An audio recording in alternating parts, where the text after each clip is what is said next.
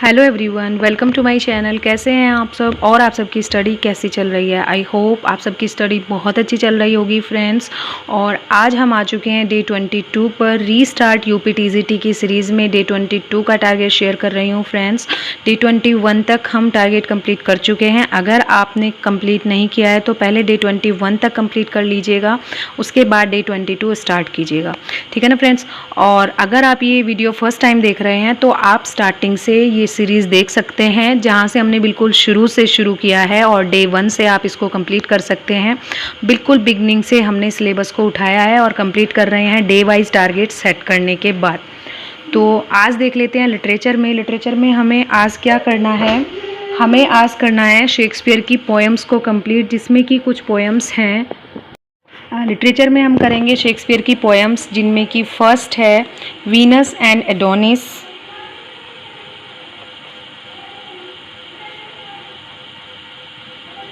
Second है the rape of the ल्यूक्री,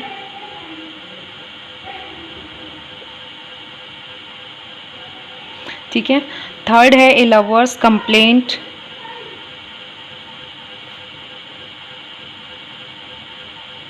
fourth है the passionate Pilgrim,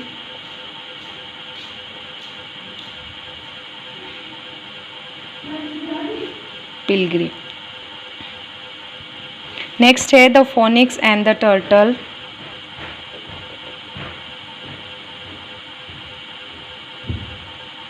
ठीक है। तो ये सारी जो भी पोएम्स हैं ये हमें कंप्लीट करनी है। 5 पोएम्स हैं शेक्सपियर की, इनको कंप्लीट करना है।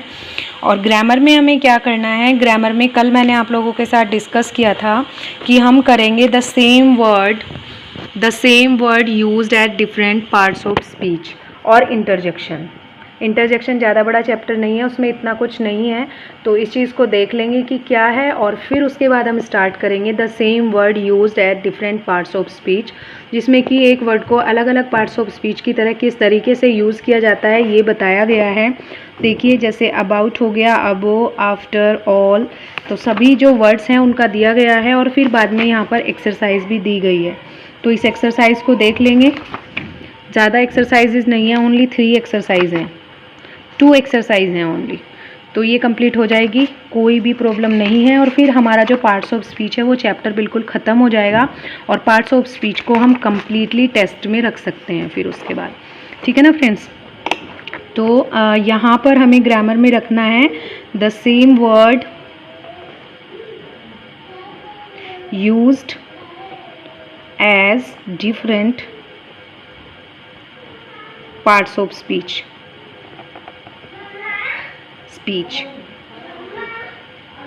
ठीक है। और नेक्स्ट लिटरेरी टर्म्स में, सॉरी फ्रेंड्स थोड़ा डिस्टर्बेंस हो गया था, मेरी बेटी थी आ गई थी। और चलिए देखते हैं लिटरेरी टर्म्स में हमें क्या करना है। लिटरेरी टर्म्स में हम ई लेटर जो है कंप्लीट कर चुके हैं, ठीक है। तो ई लेटर कंप्लीट कर चुके हैं, आप इसी को रिवाइज कीजिएगा। पूरा ए से लेकर ई तक आपकी जो भी टर्म्स रहती हैं आप उनको कंप्लीट कर लीजिएगा अच्छे से। और एफ लेटर हम मंडे से स्टार्ट करेंगे, मींस कल के टारगेट में हम एफ लेटर से स्टार्ट करेंगे, ठीक है। तो इसको आप रिवीजन में ही रखिएगा, जिसका कंप्लीट नहीं हुआ है वो कंप्लीट कर लीजिएगा अच्छे से। उसके बाद देख लेते हैं वो कैब में हमें क्या करना है। वो कैब में एफ लेटर से 20 सिनोनिम्स एंड 20 एंटोनिम्स, इनको हमें कंप्लीट करना है, ठीक है। तो आज का टारगेट देख लेते हैं। आज के टारगेट में लिटरेचर में शेक्सपियर की पोएम्स रहेंगी ओनली। शेक्सपियर की जो पोएम्स हैं वो रह गई थी, कंप्लीट नहीं हो पाई थी। तो लिटरेचर में पोएम्स रखेंगे, जिसमें फर्स्ट है वीनस एंड एडोनिस, सेकंड है द रेप ऑफ ल्यूक्री, थर्ड है ए लवर्स कंप्लेंट, फोर्थ है द पैशनेट पिलग्रिम और फिफ्थ है the phoenix and the turtle. तो ये 5 पोएम हमें कंप्लीट करनी है। ग्रामर में the same word used as different parts of speech और इंटरजेक्शन हमें कंप्लीट करना है।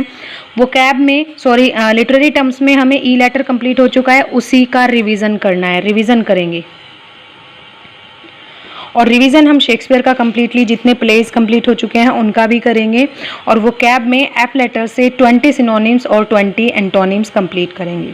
और एक चीज़ रह जाती है फ्रेंड्स, शेक्सपियर के जो कुछ प्लेज बचते हैं जो कि हिस्टोरिकल प्लेज हैं, उनको आपको अपने आप से कंप्लीट करना है। आप कभी भी जब भी आपके पास टाइम हो आप कंप्लीट कर सकते हैं। उनमें हेनरी फोर्थ फर्स्ट और सेकंड पार्ट हम कंप्लीट कर चुके हैं। तो हमारे पास कौन से बचते हैं? Henry sixth part first, second, third, ठीक है। हेनरी 5 और हेनरी 8, उसके बाद बचता है रिचर्ड सेकंड, रिचर्ड थर्ड, हो सकता है मैं एक आध भूल जाऊं तो आप ऐड कर लीजिएगा, किंग जॉन। ये इतने इम्पोर्टेंट नहीं है, इनसे जो है इतने ज़्यादा क्वेश्चंस नहीं पूछे जाते, तो आप इनको अपने आप से कंप्लीट कर लेंगे जो हिस्टोरिकल प्लेस बचते हैं, ठीक है। तो अब ये रहा यहाँ तक आज तक का टारगेट। कल सैटरडे है, ये सैटरडे का टारगेट है, सॉरी आज सैटरडे है, ये कल का टारगेट मैं बता रही हूँ, संडे का। और इसी में कल हम टेस्ट भी रखने वाले हैं, यहाँ तक कंप्लीट कर लेना है क्योंकि कल का जो टेस्ट होगा उसमें शेक्सपियर कंप्लीट आएगा, शेक्सपियर कंप्लीट आएगा, पार्ट्स ऑफ स्पीच कंप्लीट आएगा, ठीक है। और एफ लेटर तक वो कैब आएगी और ई लेटर तक लिटरेरी टर्म्स आएंगी। एक बार और देख लेंगे, कल का जो टेस्ट होने वाला है उसमें कंप्लीट शेक्सपियर रखेंगे, जिसमें बायोग्राफी, क्रिटिकल कमेंट्स, बाकी सब जो पिछला है सब रिवाइज हो जाएगा। कुछ क्वेश्चंस पहले जो प्लेस कंप्लीट हो चुके हैं उनसे भी और कुछ जो बाद में हुए हैं उनसे भी सब आ जाएंगे। उसके बाद पार्ट्स ऑफ स्पीच बिल्कुल कंप्लीटली आएगा, एफ लेटर तक वो कैब आएगी और ई लेटर तक लिटरेरी टर्म्स आएंगी।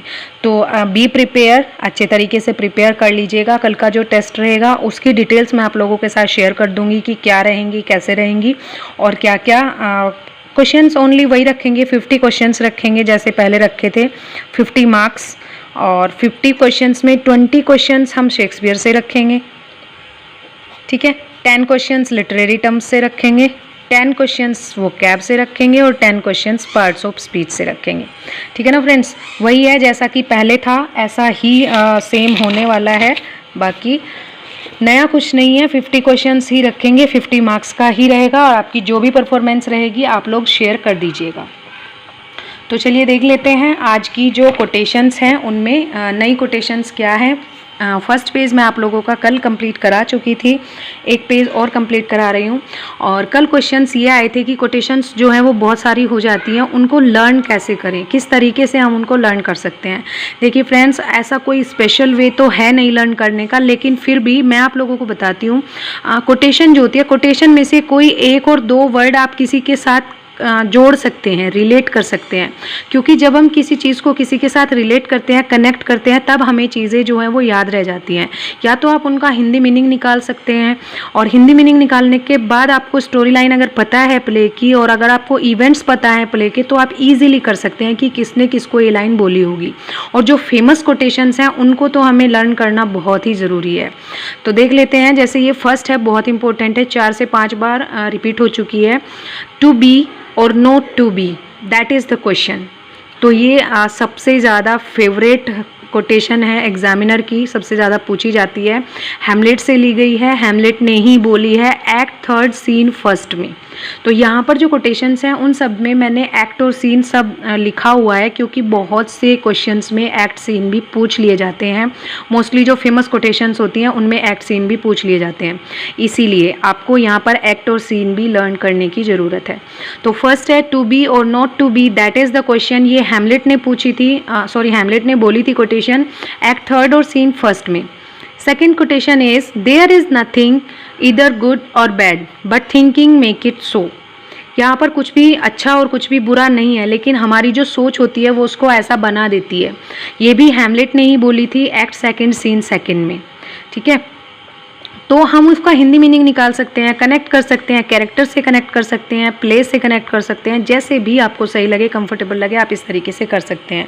क्योंकि ट्रिक्स जो हैं, किसी दूसरे की ट्रिक से आप कुछ भी नहीं कर सकते हैं, ट्रिक अपनी ही बनानी होती है और ट्रिक हमेशा काम नहीं करती है, हमें लर्न ही करना होता है, ठीक है। नेक्स्ट है good wombs have borne bad sons. Good wombs have borne bad sons. ये लाइन किसने बोली है? ये मिरांडा ने बोली है, जो कि दी टेम्पेस्ट से ली गई है।